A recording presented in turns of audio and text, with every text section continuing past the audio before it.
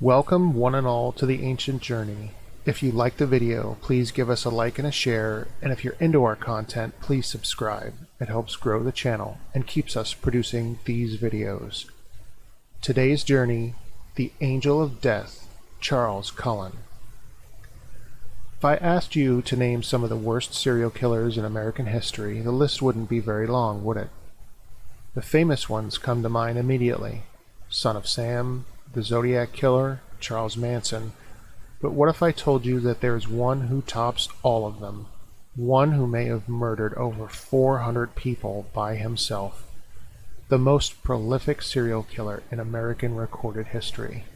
Would you believe me? Charles Edmund Cullen was born into a large Irish Catholic family in West Orange, New Jersey in 1960. He was the last of 8 children, and sadly, Charles' father Edmund passed away when Charles was just 7 months old. He was constantly bullied growing up and described his childhood as miserable.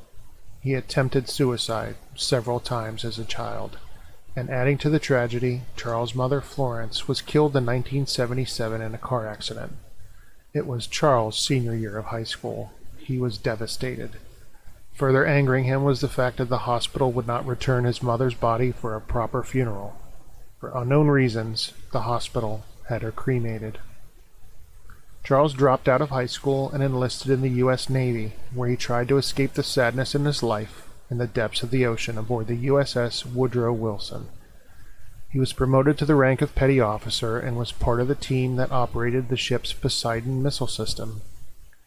But the more things change, the more they stay the same. Charles was constantly hazed and bullied by his shipmates. As the pressure of the oceans beat on the exterior of the submarine, the pressures in life pushed in on Charles, and it began to show. Charles was found one day, in full surgical getup, gloves, masks, scrubs, sitting at the controls of the missile system of the submarine. Cullen offered no explanation, and he was demoted to a supply ship, the USS Canopus. He attempted suicide again, and was admitted for psychiatric treatment. Shortly after, he received a medical discharge from the Navy and enrolled at the Mountainside Hospital School of Nursing.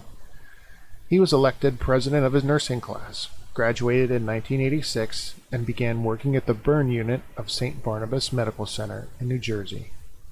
He met his wife, Adrienne Baum, and soon after had a daughter named Shauna. Charles had suddenly straightened his life out, right? Not so fast. His wife became concerned about Charles' constant and unusual behavior towards the family dogs. But if only she knew his real secret, how concerned she would have been. Charles murdered his first patient in 1998 by giving a lethal overdose of medication. He killed several others the same way, overdosing patients on various things such as painkillers, insulin, or heart medication. Investigators had stumbled upon some tainted IV bags that had been used to murder some of his victims, but by this time Cullen had already left, leaving St. Barnabas for Warren Hospital in Phillipsburg, New Jersey. There he murdered 3 elderly women using heart medication. His final victim had almost identified him, telling her family that a male nurse had injected her during her sleep. Cullen got away with it. Cullen was now divorced from his wife and also had to pay child support. He later admitted he wanted to quit nursing all along, but needed the money.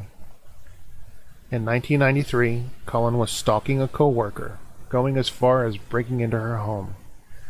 He pled guilty to trespassing and was placed on probation and attempted suicide again. However, he was still able to stay a nurse despite this and his 2 months in psychiatric facilities for treatment. He attempted suicide 2 more times, practicing nurse the entire time. In 1993, a 91-year-old cancer patient stated that Cullen had come into her room and given her an injection. She died the next day. Cullen was questioned, and even passed a lie detector test. He stayed working at the same hospital until the spring of 1994. He then started a 3-year stint at the intensive care unit of Hunterdon Medical Center in Flemington, New Jersey. Cullen murdered 5 patients in 1996 with heart medication overdoses. He then started working at Morristown Memorial Hospital, but shortly after was fired for his poor work habits. He remained unemployed for about half a year, sought treatment for depression again, and again was admitted for psychiatric care. Cullen again found work as a nurse, despite this background, this time in Allentown, Pennsylvania, at a rehab center, where he worked in a ward full of patients who depended on their respirators. Cullen was accused of giving drugs to patients outside of their schedules, and he was fired after being seen entering a patient's room with syringes. His encounter with that patient resulted in the patient having a broken arm, but at least he had escaped the lethal injections that Cullen had planned. Somehow he found work again, this time at Easton Hospital in Easton, Pennsylvania. He continued to murder patients with overdoses of heart medication. Cullen continued to work in Pennsylvania at Lehigh Valley Hospital and then at St. Luke's Hospital, and he continued to murder, adding at least 5 more patients to his total. And the cycle continued as Cullen tried to kill himself in 2000. He lit a charcoal grill in his bathtub, thinking it would kill him with carbon monoxide poisoning. Once again, Cullen was placed in a psychiatric facility, and once again, when he was out, he returned to work. If you're keeping count, Cullen has been admitted to a psychiatric facility over 5 times by now, and despite the suspicions of his workplace and his clear instability, he remained working as a nurse. Finally, enough was enough. While no one suspected Cullen of murder, a co-worker had found vials of an empty medication in a trash bin. The drugs found were not for recreational use, so the theft of the drugs was odd. Soon after, Cullen was found to be guilty of stealing the drugs. He resigned, and he was escorted from the building in 2002, and suddenly all of Cullen's co-workers had revelations. They realized he'd been killing patients. They alerted the district attorney of their suspicion, and despite their concerns, the case was eventually dropped. Police never looked into Cullen's background to see any of his past visits into psych wards. And again, Cullen gained employment as a nurse at the Somerset Medical Center in New Jersey. Cullen killed at least 13 patients there. The hospital began to notice Cullen's odd behavior, accessing patient records to which he was not assigned, being found in their rooms, and requesting medication that his patients had not been prescribed. In July of 2003, Somerset County was warned by New Jersey health officials that 4 suspicious overdoses had been logged, and there was a possibility that they had a staff member murdering patients. The hospital waited until October to contact the police, and by then, Cullen had killed at least 5 more patients. Soon, police began investigating Cullen, learned of his background, and started to form surveillance teams to watch him. Their best break came when they were able to have a co-worker wear a wire and talk with Cullen about the murders. From this wiretap, they were able to have enough evidence to finally arrest the angel of death, Charles Cullen. Cullen pled guilty, but during his sentencing had to be gagged to present insane outbursts in the courtroom. He had admitted to murdering over 40 patients.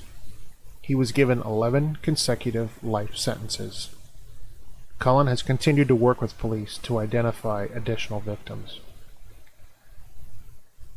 Charles saw himself as an angel, viewing his killings as mercy killings to avoid sick patients from going into cardiac arrest or being put on life support. He felt that he was able to end their suffering.